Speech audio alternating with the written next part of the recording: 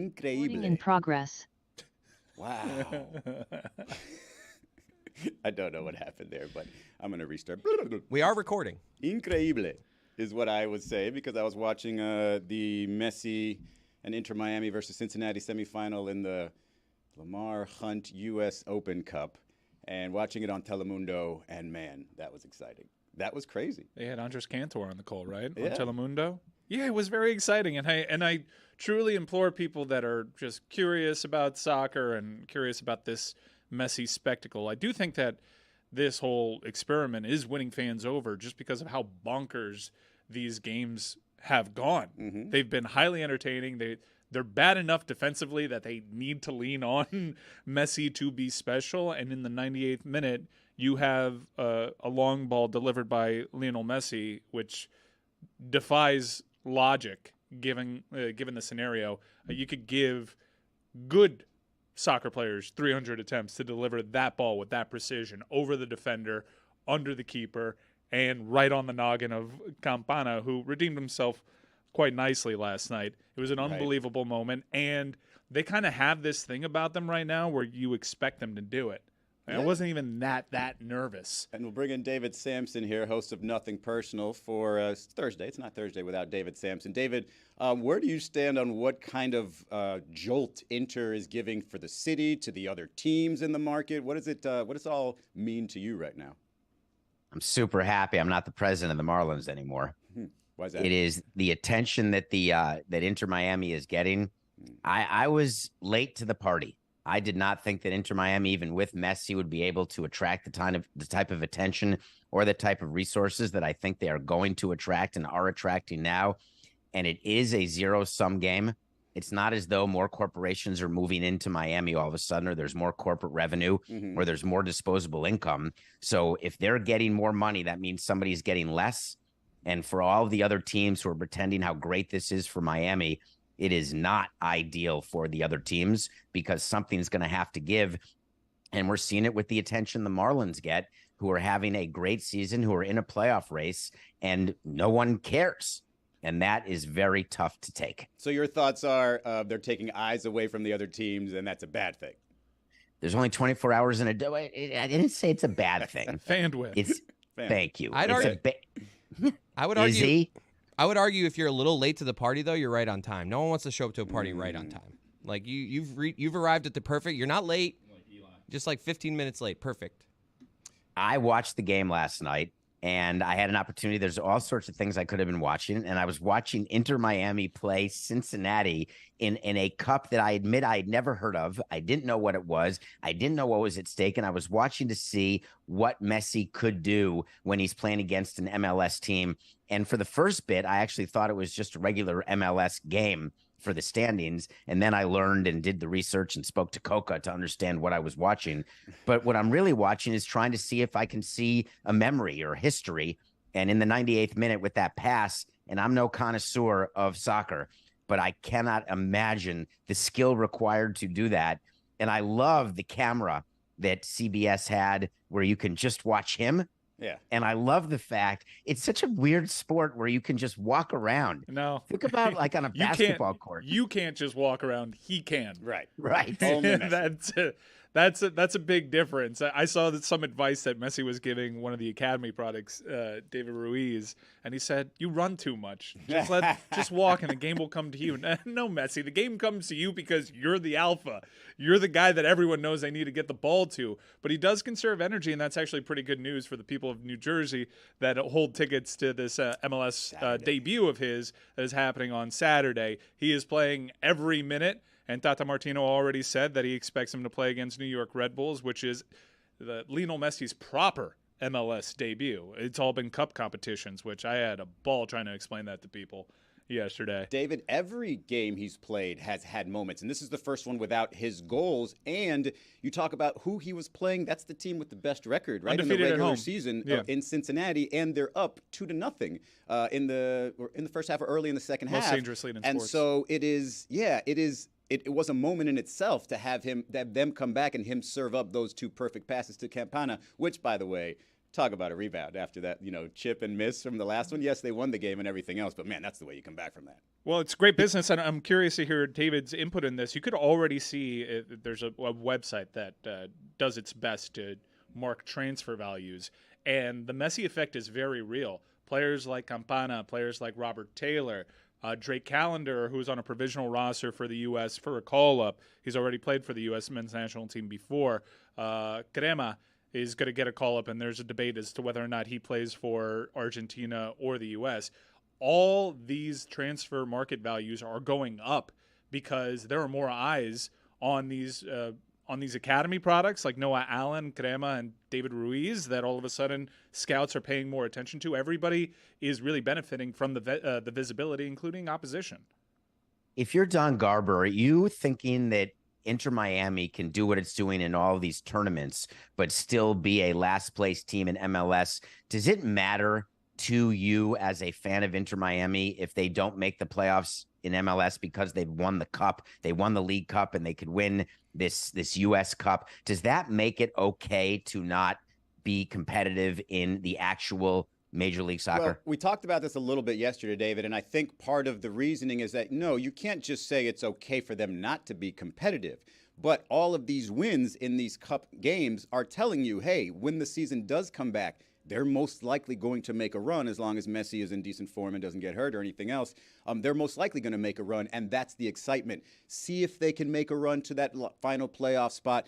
Spend the regular season getting to know them, following them, rallying them. And if they make it great, that they are probably the hottest team in the league and could win that cup. And if they don't, then you at least have something that sort of drives you to the next season. So going into next season, I think so. What we're saying is that this year's a pass.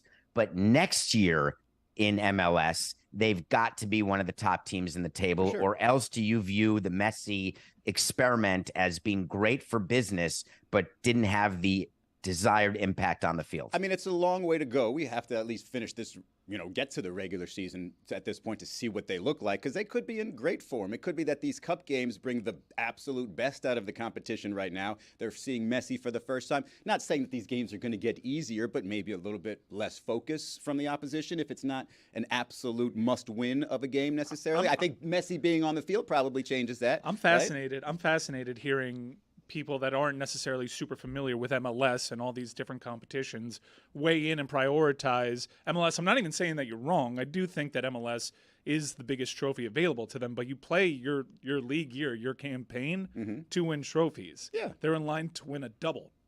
Excuse me. Out of cash. It's emotional Excuse for all me of again. us. Greece. It's still in my throat. But David, this is the worst incarnation of Inter Miami that we'll see throughout Leo Messi's tenure. And while it's a really deep hole that they have to dig themselves out of in the league, if they do that and make the playoffs and likely upset Cincinnati once again in a first-round matchup, because if they get into the playoffs, they'll probably go in as one of the lowest seeds available.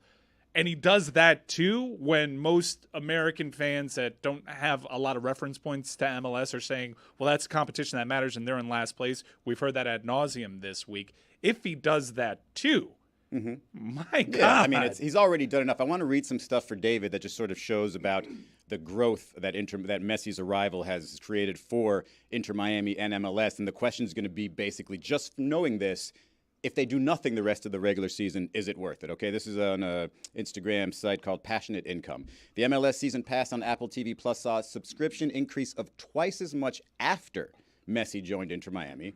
Tickets are being resold at over 1,700% of their original value. Messi's Inter Miami jersey was the best-selling in all of sports in the USA, and their Instagram accounts grown to over 14 million followers, surpassing any team in the NHL, NFL, or MLB. Any of that worth it to you if you see that already? So a couple things. Start with the resale price. That is a sort of fugazi. That does not accrue to the benefit of the team at all. Okay. That accrues to the people like Mike who spend their workday trying to get tickets and then resell them. So that's nice for fans, but it doesn't help. The jerseys, that's great that he's the number one selling jersey, but when you actually add up what that means in terms of distributions to a team, it's not enough to move the bar. What we really need to see going forward, the Messi effect comes in the values of the assets. So Moss can say all he wants that his team is worth $1 billion now or $1.5 billion. But until we see teams trade hands, and we are seeing an increase in the expansion fees, but I'm talking about the actual value of the teams and what people are willing to pay, the billionaires who are willing to pay. That's when Don Garber gets to do his victory lap and get to the seat of the table with the other commissioners like Silver and Goodell and Manfred. So that's really what I'm waiting to see. Mike, any truth or possibility of them moving this game? And if they do to a bigger site, then what does that mean for the team? There were discussions, and I've also reported that the Moss family feels very strongly about making sure Stephen Ross does not capitalize on this Messi thing whatsoever. They felt passionately about this. So I was surprised when I saw that Moss confirmed to the media that they had exploratory conversations with Hard Rock Stadium to see if they made this final, which they just punched their ticket to, whether or not whether or not that game would be at Hard Rock Stadium. But the team sent an email blast to season ticket holders saying they'd have first dibs on these tickets, and that the game will indeed happen at Drive Pink, which confirmed my earlier report, which is Moss family ain't too thrilled with giving Stephen Ross a single dime from this, because the way that they see it, Stephen Ross has not been helpful at all to their enterprise and has actually stood in the way and presented them some hurdles. Just under a minute, David. Go ahead. But I thought that all the owners, they all love each other and they're all here for all of them to get better and everyone gets along and roots for everybody else. Yeah, I mean, it's an interesting conversation. We can keep going to it. David, I do want to get back on the other side with you about the Shohei Ohtani injury. If you got the elbow ligament tear, he's going to have the Tommy John surgery, perhaps, not even sure. It's not a full tear, I don't believe, but there's so many layers to this conversation with Shohei, given that he's going into free agency, given that he is obviously the best player in the game right now, and given that perhaps one side of the field, that he is obviously the pitcher, he might not be able to do that again. What does that mean for his value? I think this is probably the discussion that David Sampson was born for. Am I right, David? I'm ready. Yeah, we're all ready. We'll be back with Sampson in a second.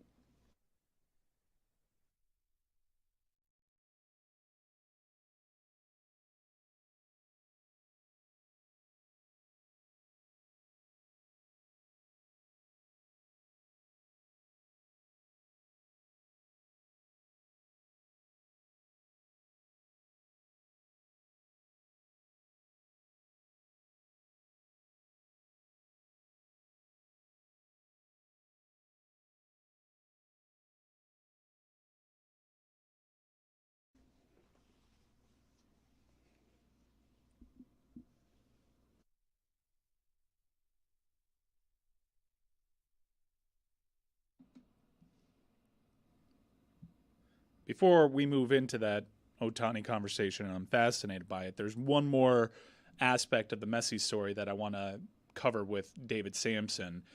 There were owners' meetings at MLS All-Star in D.C., and the Moss family has been really pushing the rest of the league, opening up their coffers and spending. Now is the time. We got Messi in this league. Now is the time to get rid of some of these antiquated rules about designated players and salary caps. Let's go for it. A lot of the new ownership in this league wants to spend money.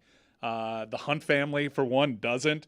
I've even heard that there's been a sea change in Robert Kraft's approach to it, but a lot of the old MLS guard, that is, to their credit, really navigated some difficult financial waters early on. They're hesitant. Vancouver is a newer team, but they're also hesitant to go full bore into this, and they want a practical, pragmatic, conservative approach, while the new ownership wants to go and spend money. It seems as though, given the success of international subscriptions, which Messi gets a cut of, and the project overall, and the fact that he's just dominating a lot of these defenses right now, that they have to do something on the field to be successful to stop this team in particular, which, as I pointed out, is at its weakest.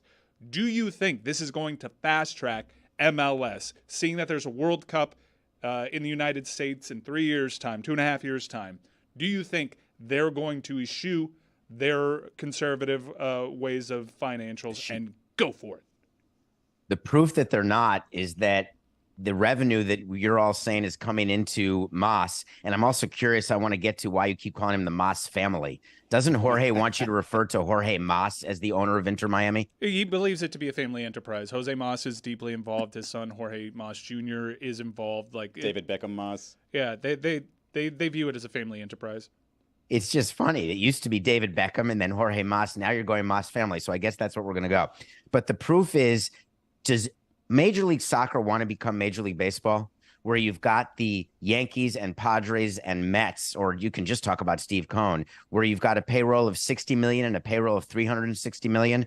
Is that really where salary caps work, salary floors work? Keeping the bands between the top and the bottom as small as possible, that is what fosters and breeds competition.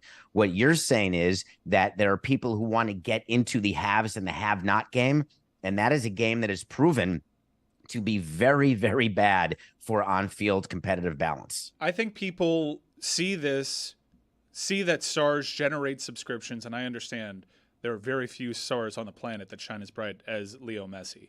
But they see a real opportunity here to basically microwave a league. And we're seeing this experiment play out in Saudi Arabia. They feel they are well positioned right now. They have the world's attention right now. And they have the United States at their disposal. It's a very attractive media market.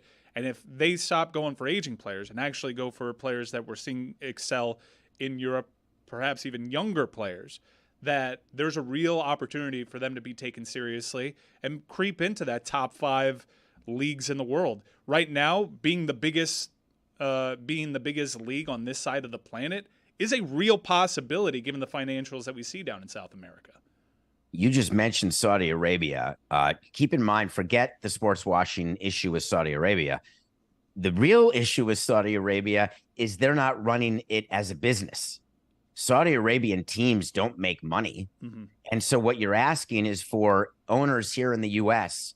to sign up to a model which guarantees loss versus profit. And it's very difficult to find people to do that. So I just don't think it's happening. And by definition, with your comparison, you're actually answering your own question of why it's not going to happen. David Sampson, host of Nothing Personal, here in his normal Thursday spot. And David, one of your favorite topics, player contract negotiations. And you've got the biggest contract on the way that's ever Major League Baseball will have ever seen in Shohei Ohtani's. He's got a UCL injury and will not pitch for likely at least another year. And he's going into his free agency. Wow, what does that mean for him? What does it mean for baseball? What does it mean for this winter? It's a nightmare all the way around. So let's start with Shohei Ohtani as the greatest player who ever played baseball. That's the theory that we all have, because he's a top of the rotation starter and he's a middle of the order bat. So if he can be Aaron Judge and Garrett Cole, then why isn't he paid Aaron Judge plus Garrett Cole? Right. And that was the plan for him and his agent, that he would get $50 or $60 million a year. And going into age 31, let him sign a 10-year deal. And my problem was, how long can he actually do both at this level? This injury, what it guarantees is, and I discussed it on this morning's Nothing Personal, number one, his free agent deal will include an opt-out, because the only way I would allow him to sign if I were his agent is that he's not going to get paid like both, because he's not both right now. He is going to have how many years, David? I would not give it till after 26. Mm-hmm. He's going to ask for it after 25. But an opt-out after 2 years, all of the money that you're spending, and then you're only getting him for 2 years, is that really worth it to do? And only one of those years would be him pitching, probably. So that you're 100% right. He is not going to pitch for the rest of 24. He is likely not going to pitch in 2000 for the rest of 23, and likely not going to pitch in 24. So the first time that he can pitch is 25. But tell me the list of players, and one of them is a former Marlin who is able to pitch after 2 Tommy Johns and pitch effectively. Our old friend Nate Eovaldi. Ooh, okay. That's pretty much the list. It's not Josh Johnson, who tried and had multiple Tommy Johns. It is incredibly rare, and don't mention Daniel Hudson. That doesn't count. For Ohtani to be the best pitcher in baseball after 2 Tommy Johns, it's going to be very challenging. So the likelihood of him being an ace for the next 5 years is de minimis. For the next 10 years, it's absolutely out of the question. They should have traded him.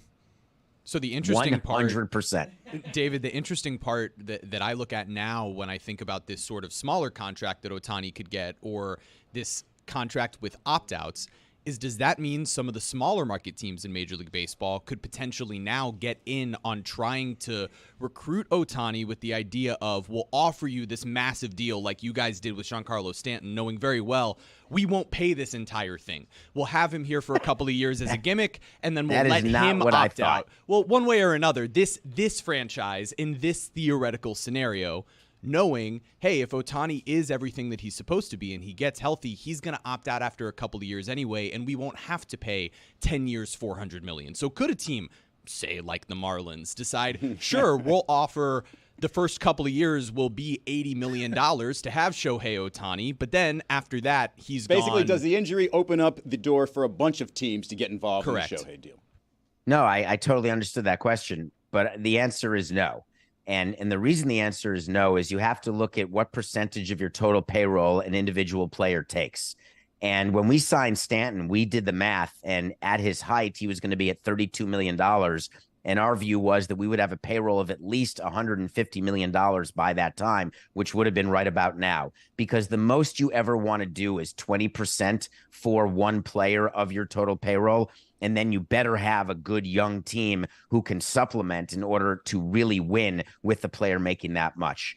And so if your payroll is 150 now and you're paying Ohtani $40 million, that math just doesn't work. So I don't think that he is available to any team whose payroll is below 190 to $220 million. Well, there goes that dream. Chris actually made a couple of points, good points here. He said, imagine how good the Angels would have felt. I don't know why I said actually there. I'm sorry, Chris. My head turned a little bit. I always do it off air, too. I meant actually because he didn't do it on air. But he said one of the points was, imagine how good they'd feel if they did trade him now and found out about this injury. Also, they need to just work him to the ground and make him less attractive even more for the rest of this year to other teams. Isn't that what the Angels are they're doing right now? They're trying to make his value as little as possible, no? Yeah, if I'm Ohtani, I'm not playing the rest of the year. There is no reason. We didn't even mention the fact that Mike Trout went back on the injured list after being off for a day. If I were the president of the Marlins and we did that, you guys would be hammering right now as irresponsible, not knowing how to handle a player or an injury. They let him come back from the same thing that happened to Lowell back in 2003, the broken hamate bone right here when you get hit by a pitch. And he came back for a day and said, oh, it's not worth it. It hurts too much. I'm back on the IL.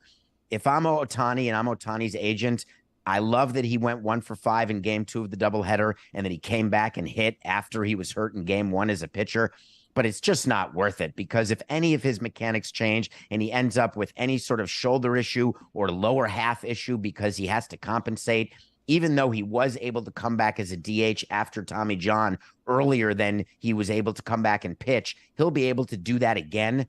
But there is no reason. The Angels are finished. If I'm Ohtani, I love baseball, but no, I'm done for the year. There's been a lot to cover with David Samson, and we've only really covered 2 topics with him. So we're going to bring him back for an additional segment. But for the 2 minutes remaining in this one, I saw a really sad story revolving Baker Mayfield, who was just named starter in Tampa Bay, and a missing $12 million potentially. And it looks like he trusted his family, and it's a cautionary tale, David.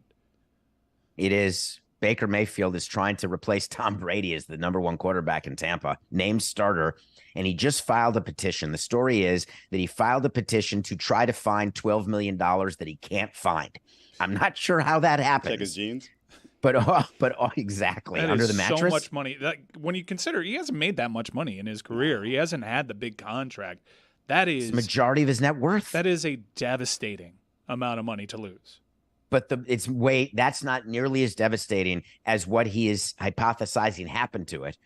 The witness list of people who were it's a petition in court. It's not exactly a lawsuit quite yet.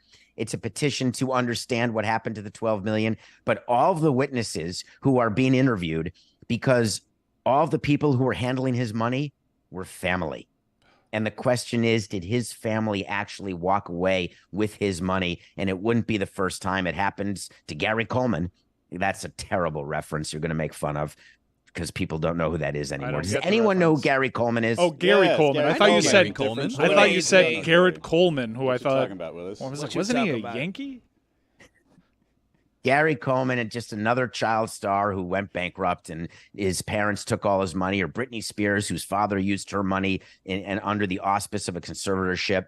And if this happened to Baker Mayfield, which he's claiming it did, he is also claiming it's not a distraction, that he's relieved now that it's out in the open and that he can focus on being the quarterback. But when you hear stories about what your family's done to you, it's jarring, it's upsetting, and it definitely impacts your ability to perform on the field. The most memorable one for me recently was Whitney Houston in her biopic, noting how her dad took advantage and took all of her money. But we'll have more with David Sampson on the other side.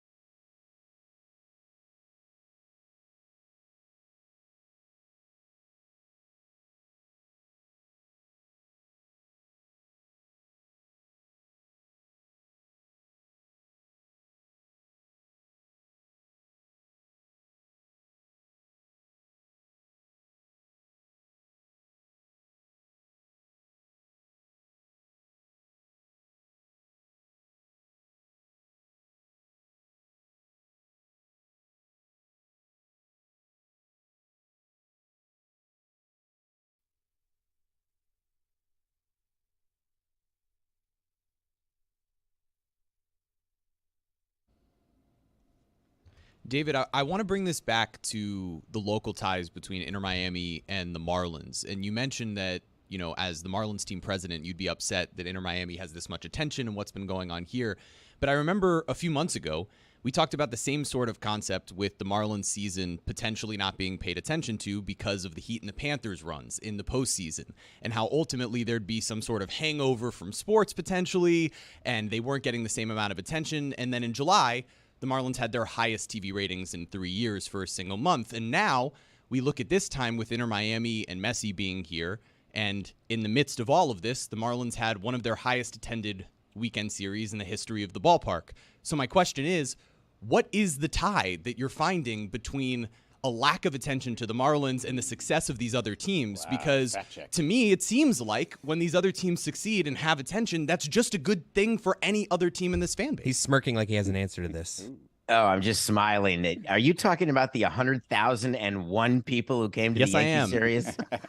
Yes, I am. That sounds like a big number. 100,001. How could I you was that one. announce 100,001 That was me, by the way. I was there for one of those Really? games. not having bought a ticket? No, I bought a ticket. I went with my family. I find it to be very difficult to believe, but the Yankees, of course, are a draw. There's no question. So when you course. have them in, you are going to get great attendance. But if you're gonna pad attendance, and Major League Baseball has done a great job of announcing increased attendance and all of the great momentum, it's not a coincidence that the new baseball rules are helping, and that you can add to it all of these record attendance, and it's the best attendance in 5 years. It's all part of the PR plan to say, hey, how good a shape baseball is in. I get all that, but ratings, we don't get $1 from a TV contract based on ratings. Not ever. That was not what our TV deal was based on, nor the current TV deal the Marlins have. Whether your ratings are 30,000 people watching or 20,000 or 60,000, it doesn't impact what you're getting from the now bankrupt Bally's. Sorry, so I wouldn't say financially I was making this argument. I would say that we were all having this conversation about relevance in the market, how much the team matters, how much people are paying attention. And it seems like more people are paying attention to the Marlins because they're good and because there are other teams here succeeding. So there's a bigger appetite for sports. What I'm not understanding is, yes, of course, the bottom line is never going to change on your TV contracts, whether or not more people are paying attention one season versus the next. But it can't be a bad thing for the Marlins that there's been this success in the other teams down here. If you ask Bruce Sherman, he would tell you that it is not a good thing that Inter Miami is relevant.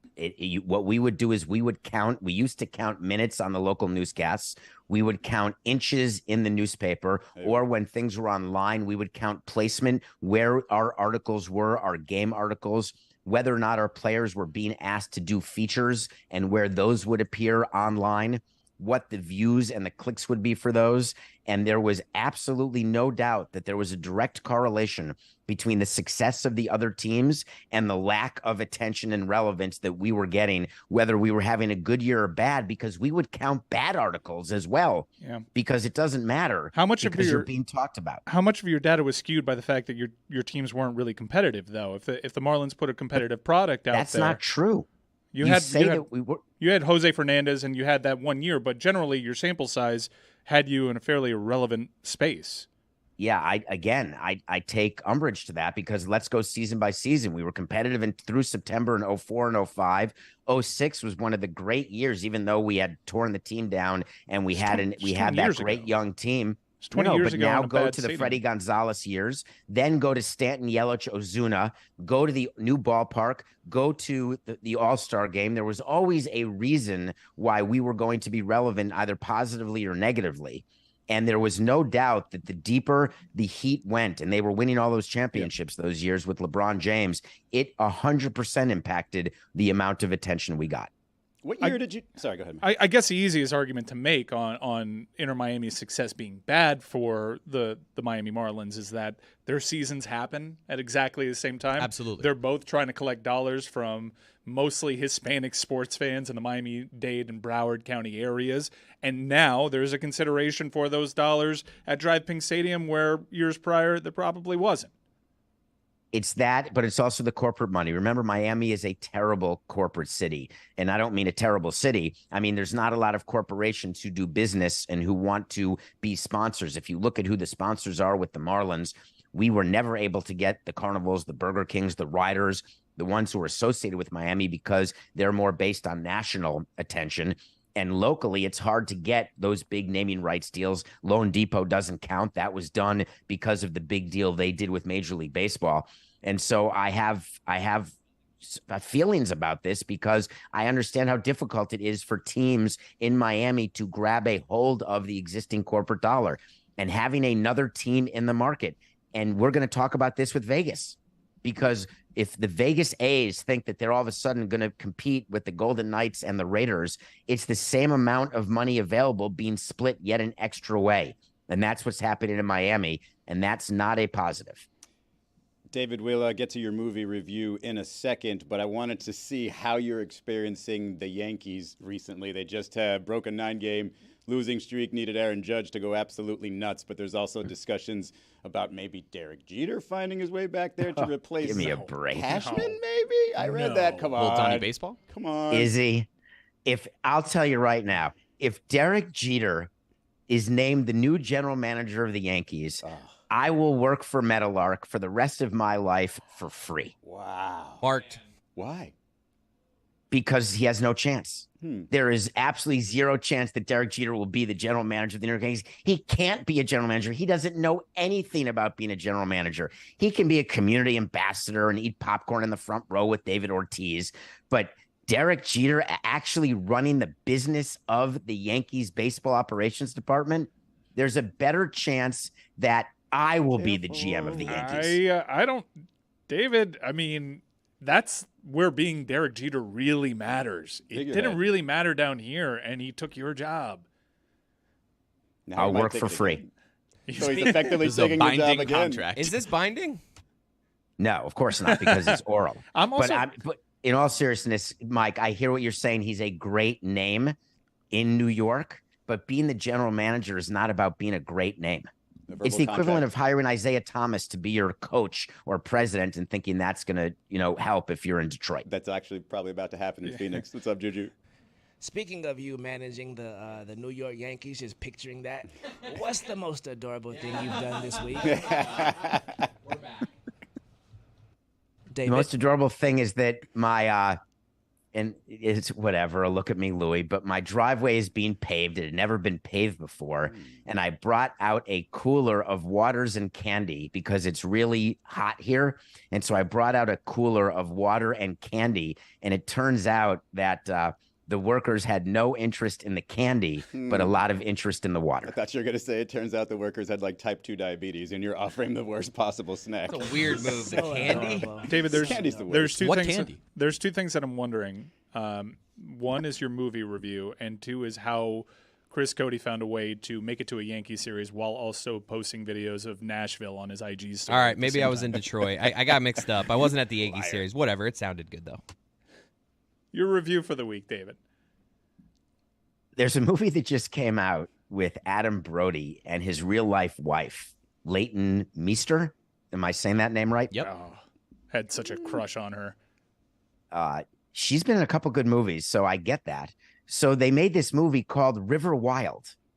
And throughout the movie, I'm looking and I'm saying, I don't see Meryl Streep. I don't see Kevin Bacon, but it's about people rafting down a river with a bad guy.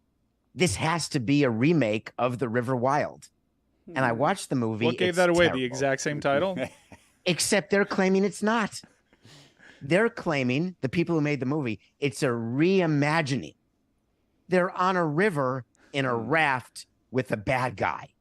What did they reimagine at all? The year. Now they're in the future. Exactly. They like Blade Runner 2096. They reimagined a far less talented cast. Way less talented, a way worse movie. I liked the original, The River Wild, which has to be pretty old. I don't know if you guys have seen that movie. It's probably 30 years old by now, but that was at least interesting, and seeing Kevin Bacon in that role was always fascinating to me. But Adrian Brody as a bad guy, absolutely not buying it. And watching him act with his wife, the script was terrible. The story was terrible. Adam the Brody. friend actually was decent. It's Adam Brody. Who's Adrian Brody? Why is He's, that? Pat Riley. Pat He has Riley an on awesome Winning Time. nose. Academy Yes. Award-winning actor. Academy Award winning from The Pianist. So I Yes. got that wrong. Adam Brody, excuse me. Baby. So no, I would suggest to you, if you're looking to watch a movie about people whitewater rafting and contemplating being killed, go to the original, The River Wild. And I say that knowing that I don't like when people tell me to watch the original, because sometimes it's too old and it would bore me, and the new movie can be better. But in this case, clearly not. It's multiple reasons why it's called whitewater rafting. Am I right, Roy? Two Americans. That's not a race thing. I don't know. I mean, The water is I'll have- actually white. I know. that's And why I the said two rapids are reasons. white. yeah, but in terms of like the people that So do it, I don't know. Gallery, help me out here. Not me. Yeah, it's the two Caucasus Americas. Mountains. I've done it one time, and I won't do it again. David, thanks so much. Unless you had something else there, I feel like you're about to say something. Did I cut you off? Did I ruin this? It's like, is Dominique there? Dominique is not. I wish. You think that Juju, okay. Whitewater rafting is the name.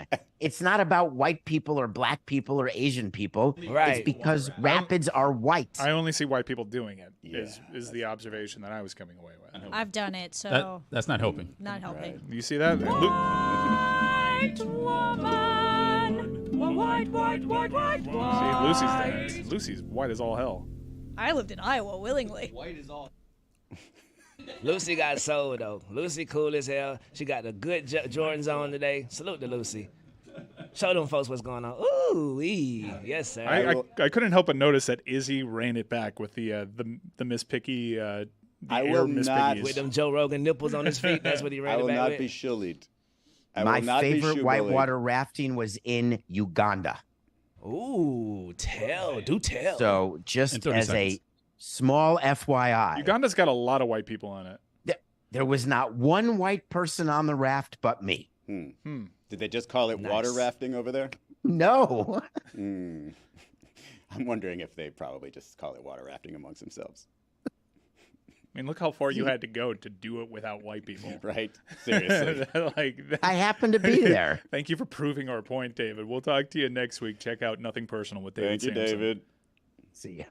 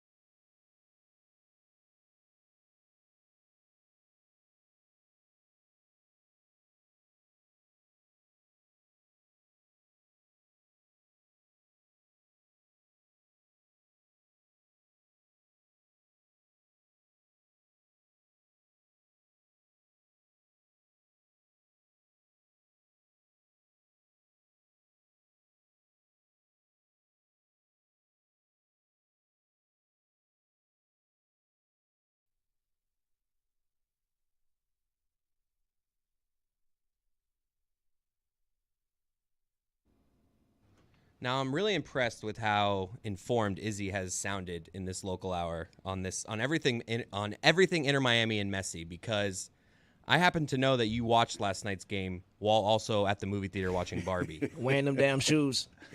You know what? Those two are connected. Thank you for mentioning that, Juju. And thank you for mentioning that, Chris. So I was supposed to go take two of my nephews and one of my nieces to see Barbie. And I'd already seen it, but they hadn't seen it. So I wanted to take them to see it again.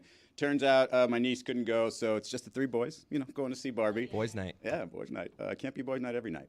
But we went out, and so there was a point in the movie or during the game or during the movie, I was just like, oh no, it's Messi versus Cincy, and I sort of grabbed my phone, and it was fortunate enough that the sort of walls behind the chairs, I guess, so people can't see the row in front of you, so I could comfortably have my phone down without bothering the people behind me. So I threw the Inter Miami game on Telemundo with captions and all, trying to practice my Spanish, and watched the second half in the theaters, and then I sort of missed the equalizer because I was taking the kids from the car to my sister's house, and then missed. But it was a heck of an experience. Like, if you have those dine-in theaters, like, you could totally watch something on your phone the entire time. Just multitask. 100% multitasking. Multiple screens. Like, were you getting mocked? Because usually it's the kids that have the screen. Like, were you getting mocked by like the 7-year-old? Like, no, Izzy, what are you doing? They were right over there. They were doing their own thing, and it was while I was watching the movie and while I was watching Ken proudly is when I decided I will not be shoe bullied by Juju Gotti, and I'm wearing my same what you call the Miss Piggy's shoes, but I decided to wear it with an outfit that it's more intended to be worn with, so that you could just see where the whole game is, and you still don't like it. Yeah, Miss Piggy calls those Miss Piggy shoes, by the way. But on that topic, I have a shameful admission. And I'm in the trust tree, and I'm in this trust circle. Okay. I don't watch movie commercials. I don't watch trailers because of the deja vu snafu, if you will. So I went to Oppenheimer. I saw Oppenheimer. And the entire time, within the first hour of Oppenheimer, I thought he was a superhero. And I was like, why is he letting people talk to him like that? Like, he was imagining, he saw sound waves. I was like, oh, this is a great origin story. And then it got like an hour and a half in, he was getting talked to by those people. Like Harry Truman's in this superhero movie. This is weird. Thoroughly let down. I'm the Joker of the year.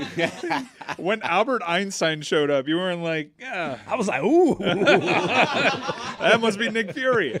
Einstein's put it together to the rescue. Captain America showing up.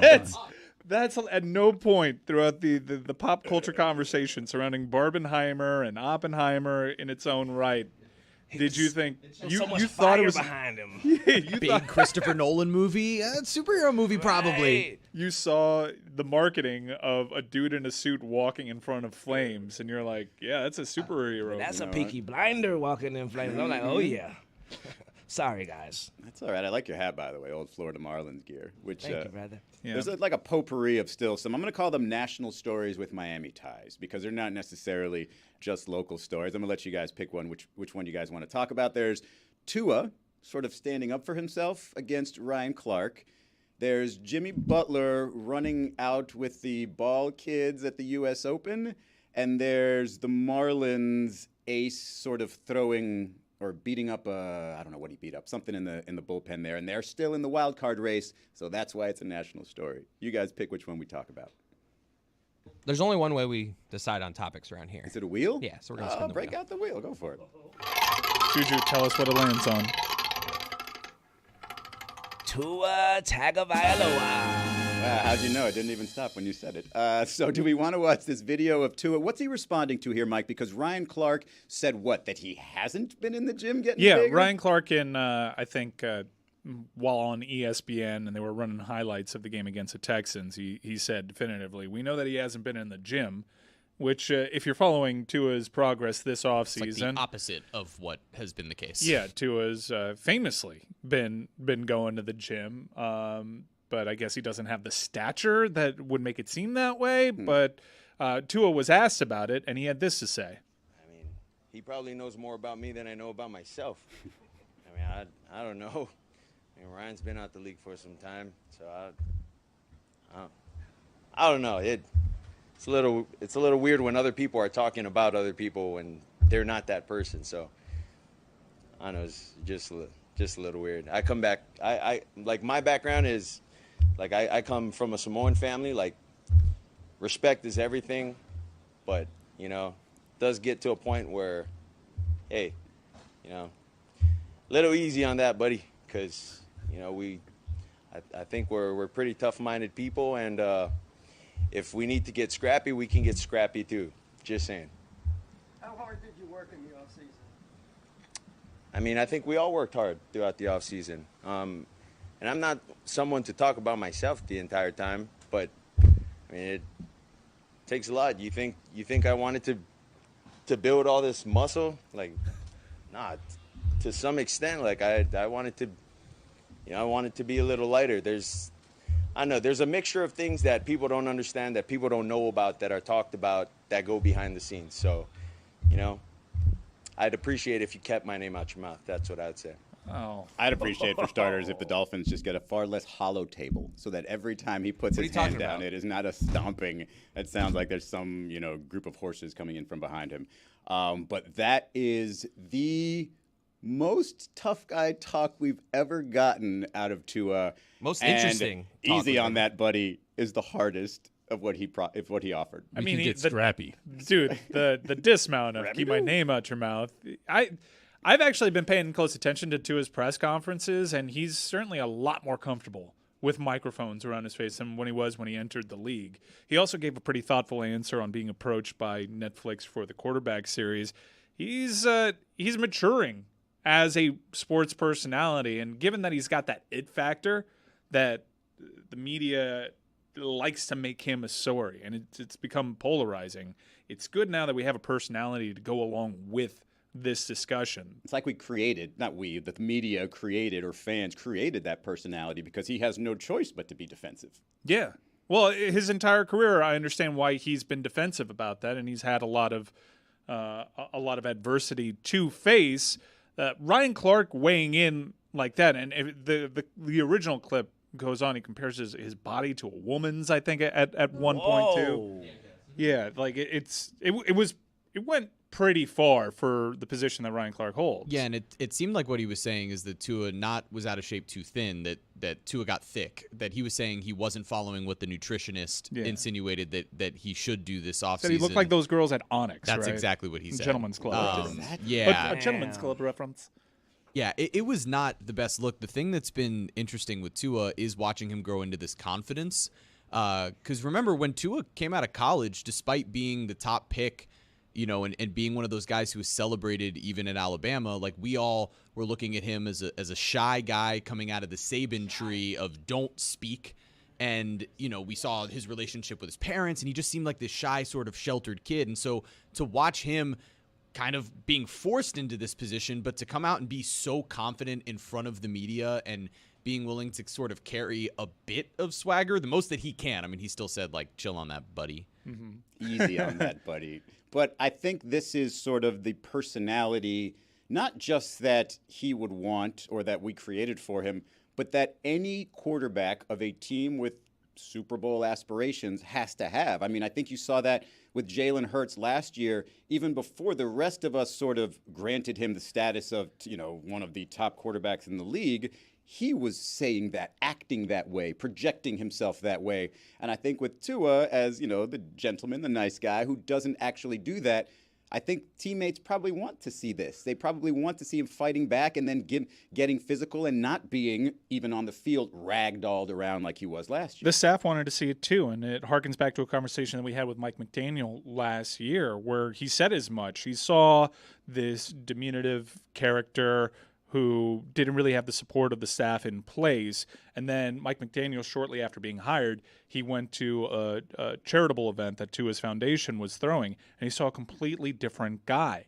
He saw a charismatic figure. He saw a leader amongst his contemporaries there, and he wondered aloud, how do I tap into this? How do I make you that guy all the time so you can help lead this team? Because there's a difference in personality between the person that I'm seeing at this foundation event and who you are at this facility. And ever since Mike McDaniel's come along, yes, he's gotten older. He's had life events. He has a family now. Tua does. He's got his legs underneath him to a degree. He's already been chewed up by the mainstream news cycle. you're seeing a young man mature in front of the in front of the cameras, in front of the microphone, and hopefully his game can continue to mature, and hopefully he can stay healthy too. Because if he's going to have that personality, I am not going to be as sick of the topic as I was at points last year. Yeah, I mean, I would argue that it helps that he is being more vocal for somebody like Tyreek Hill, because you don't want him to have to be the voice of this team. You don't want him to be targeted. Yeah. Remember as last much. year, Tyreek was the guy that was kind of propping Tua up. He's like, oh, he's that guy. And we're like, what are you talking What are you talking about? Yeah. And the other thing that's interesting with the Dolphins, and we can, keep going because I think they are a national story, but, there was reports that they're interested in Jonathan Taylor. There was obviously the connection with Dalvin Cook. There's a report out there that they asked about Josh Jacobs, who's not exactly happy in Las Vegas. And to me, that doesn't put more pressure on Tua if they get a star running back, because then they're effectively a super team. And the conversation remains the same. Hey, Tua needs to stay healthy for this team to see its potential. But if that does happen, if he does stay healthy, then there's no question. There's like 14-3 expectations there, and there's like absolute Super Bowl or conference championship expectations. The Jalen Ramsey injury is a really tough blow. But being they're so out till loaded December, on that side of the ball. And now Xavier Howard is going through his stuff. There's some pretty position, there's some pretty bad accusations out there revolving Xavier Howard. You don't know if he's going to be available to them later in the season, given the weight of these accusations. If you've been paying attention, they've been looking to upgrade that backfield the entire offseason and just want the price to be right. And now when you mention guys like Josh Jacobs and Jonathan Taylor, that is a pretty big mountain to climb in terms of asking price, and they're running out of assets. They don't have a third, they don't have a fourth. I think them having Mike White is very crucial, though, because Mike White is proven a great backup. So I think he can move with a little more confidence this year. Speaking of backup, don't talk to me. I mean, look, this is not an insult to Raheem Mostert. But everybody who says, oh, he's good enough, don't worry about that, don't talk to me about that. They're not looking after Josh Jacobs or trying to make a trade for Jonathan Taylor if they're satisfied with Raheem Mostert. No, they have a position for Raheem Mostert, and he will still have a role in the offense, but they want a bell cow. They want a top guy. White Mike goes water rafting. Absolutely. By himself, no Tua. Okay.